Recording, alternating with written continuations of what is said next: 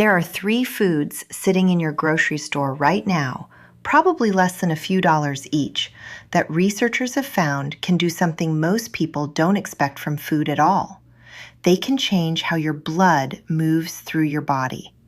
Not overnight, not like a miracle pill, but in a real, measurable way that shows up on medical scans. And here's the strange part. None of these 3 foods are exotic. None of them are expensive. None of them require a prescription. You've probably walked right past them in the store 100 times without giving them a second thought. So why doesn't anyone talk about this? Honestly, it's not because there's some secret being hidden from you. It's simpler than that. There's no advertising budget behind a bag of lentils. No sales rep visits a doctor's office to push beets. The foods that may help your arteries the most are the ones nobody profits from convincing you to buy. By the end of this video, you'll know exactly what these 3 foods are, why scientists believe they affect your blood vessels the way they do, and how a 68-year-old man used them to turn his health around after his own doctor told him things looked grim. Stay with me because the 3rd food on this list is the one almost nobody expects, and it might be the most interesting one of all. Let's start with what you think you know about your arteries, because most of it isn't quite right. Most people picture cholesterol clogging up an artery the same way grease clogs a kitchen pipe. Thick, sticky, building up in layers until one day nothing gets through. It's a simple picture. It's easy to understand. And it's not really how this works. Your arteries aren't rigid tubes. They're living, flexible structures with a thin inner lining called the endothelium. Think of it like the difference between a stiff garden hose and a soft, responsive one that can widen or narrow depending on what your body needs in that moment. When that inner lining is healthy, it sends out a tiny gas called nitric oxide that tells the blood vessel to relax and open up. More blood flows through. Your heart doesn't have to work as hard. Your blood pressure stays more stable. But when that lining becomes damaged, inflamed, or stiff, the artery loses that flexibility. It can't open up properly, even when your body needs it to. That's when the real trouble tends to begin, long before anyone notices a single symptom. This is the part most people never realize. Plaque buildup gets a lot of attention because it's dramatic and visible on a scan. But arterial stiffness and poor blood vessel function are happening quietly in the background for years, sometimes decades, before plaque becomes the obvious villain. And here's the surprising part. Several studies have found that certain everyday foods can actually improve how well that inner lining functions, sometimes within just a few weeks. That changes everything about how we should be thinking about this. Let me tell you about Robert. Robert was 68 years old, a retired high school history teacher from a small town in Ohio. For most of his life, he never thought much about his heart. He played softball into his 50s, he mowed his own lawn, he walked his dog twice a day without a second thought. Then, slowly, things started to shift. It started with little things. He'd get to the top of his driveway and need to stop and catch his breath. He told himself it was just age. Everybody slows down a little, right? But then it got harder to ignore. Stairs that used to be nothing left him lightheaded. His chest felt tight on cold mornings. His wife noticed he looked pale more often than usual. When he finally went to see his doctor, the news wasn't what he wanted to hear. His blood pressure was high. His cholesterol numbers were concerning. And an imaging test showed that his arteries weren't moving blood the way they should be. His doctor used the word stiff. Robert said it felt like being handed a verdict. He went home that night and sat in his recliner for a long time, just thinking. He was scared. Not the dramatic kind of scared you see in movies, but the quiet kind that creeps in at 2 a.m. when you're staring at the ceiling, wondering how many more years you actually have, and what kind of years they'll be. What nobody tells you is that this fear is often the turning point. It was for Robert. He didn't want to just take a pill and hope for the best. He wanted to understand what was actually happening inside his body and whether there was anything he could genuinely do about it. So he started reading. Not random internet rumors, but actual research, the kind published in medical journals about cardiovascular health and diet. What he found surprised him, and it's going to surprise you too.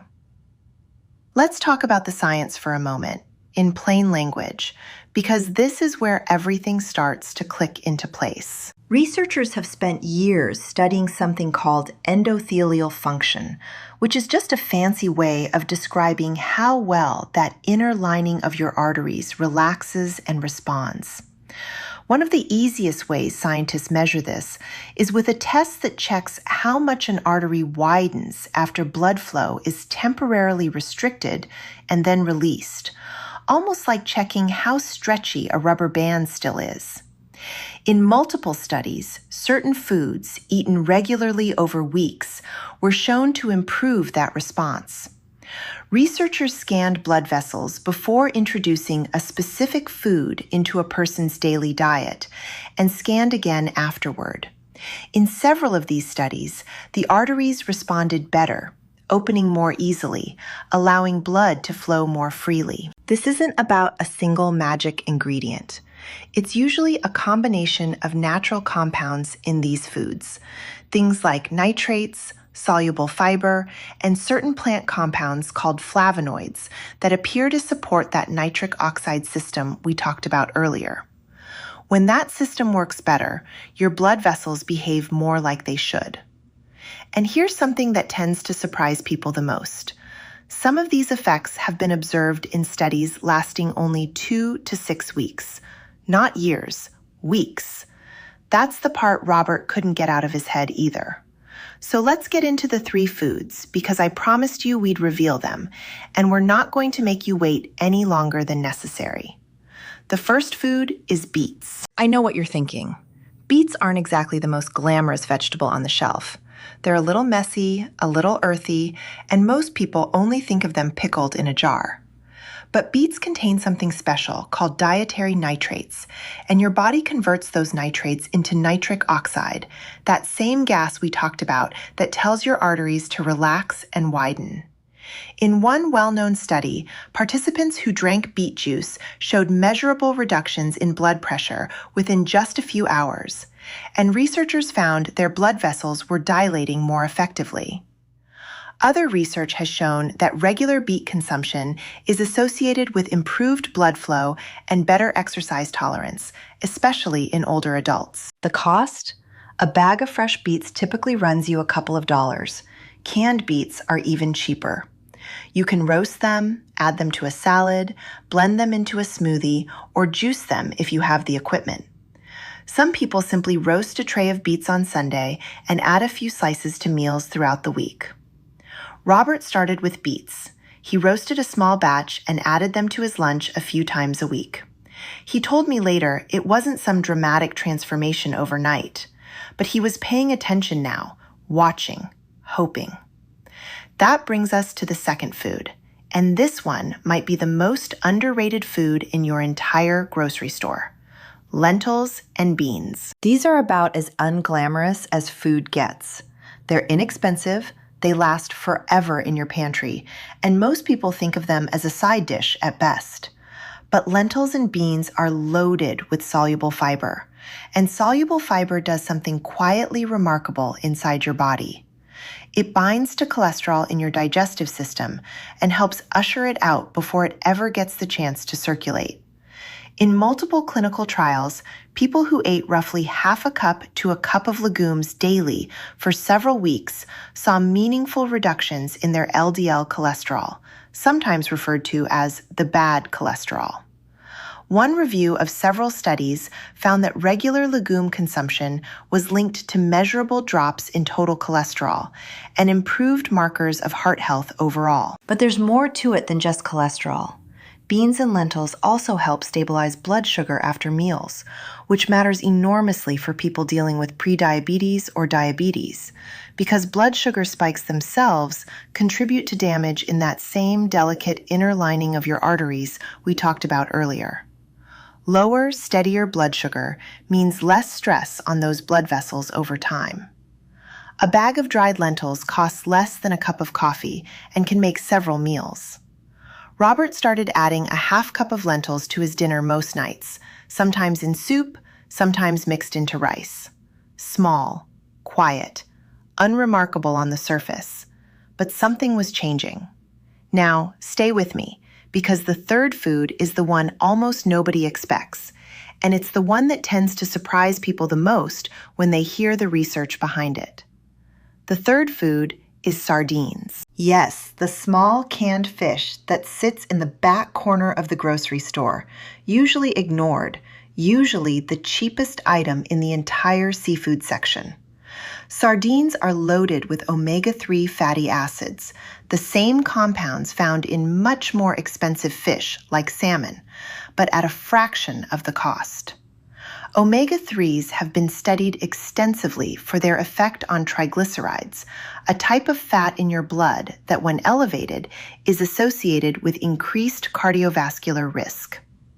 Several large studies have shown that regular omega-3 intake can lower triglyceride levels significantly, sometimes by 20 to 30% in people who started with elevated numbers. Other research has linked omega-3 consumption to reduced inflammation throughout the body, including inflammation inside blood vessels themselves. There's also something else researchers have noticed. Sardines are unusually high in calcium and vitamin D for a fish, especially when you eat the soft bones, which are perfectly edible and harmless. And unlike larger fish like tuna or swordfish, sardines are low on the food chain, which means they carry far less mercury, making them one of the safest fish you can eat regularly. A can of sardines typically costs around $2. Robert was skeptical at first. He'd never been a fan of canned fish. But he started having a can with crackers a couple of times a week, almost as an experiment more than anything else. So now you have all three: beets, lentils, sardines. Cheap, simple, easy to find in any regular grocery store. None of them require a special diet plan or some expensive supplement regimen. Just small, consistent additions to what you're already eating. But here's what really matters, and it's the part of Robert's story that I think about most. About 10 weeks after he started making these changes, Robert went back for a follow-up appointment. He wasn't expecting much. He told me he'd almost talked himself out of hoping for anything different. His doctor reviewed his blood work first. His cholesterol numbers had improved, not dramatically overnight, but enough to be noticeable. His blood pressure readings were lower too, more stable than they'd been in years. When his doctor asked what he'd changed, Robert almost laughed, describing it. Beets, lentils, sardines. That was it. But the moment that really stuck with him happened a few weeks later, on an ordinary Tuesday afternoon. He walked up his driveway after getting the mail, the same driveway that used to leave him gasping and needing to stop halfway up. And he didn't stop. He didn't even think about it until he was already at the front door. He told me his eyes welled up a little, standing there. Not because of a number on a chart, because of what that number actually meant for his life. Being able to walk up his own driveway without fear. Being able to play with his grandkids without worrying about his chest. Being able to imagine more years ahead instead of bracing for fewer. That's the part that matters most here. Not the studies, not the percentages. The feeling of getting a little bit of your life back. Now, before we go any further, I want to be completely honest with you about something important. These foods are not a replacement for medication, and they are not a cure.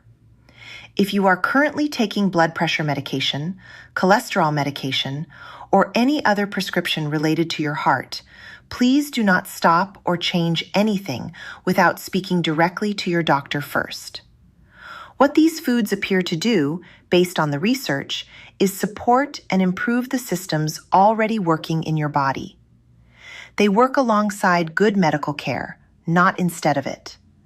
Robert never stopped his medication. He simply added these foods on top of what his doctor had already prescribed, and together they made a real difference. So let's bring this all together, because I think there are 3 lessons here worth holding on to. The first lesson is that your arteries are far more alive and responsive than most people realize. They're not just stiff pipes waiting to clog. They're living tissue that can improve even later in life when you give your body the right support. The second lesson is that meaningful change doesn't have to be expensive or complicated. Beets, lentils, and sardines together probably cost less per week than a single takeout meal. You don't need a fancy supplement or an elaborate program. You need consistency with simple, real food. And the third lesson, maybe the most important one, is that it's never too late to start paying attention. Robert was 68 years old when he made these changes. He didn't need to be younger or have more time or have a different starting point. He just needed to begin. What nobody tells you is that the most powerful health changes rarely look dramatic from the outside. They look like a bag of lentils on the counter, a can of sardines in the pantry, a few beets roasting in the oven on a quiet Sunday afternoon. Small, ordinary choices, repeated week after week, that quietly add up to something much bigger than they first appear. If you found this helpful, subscribe, because the next video reveals the one blood test most doctors never order but should, and it might tell you more about your heart health than your cholesterol number ever could. Take care of yourself, and take care of that heart of yours. It's the only one you've got.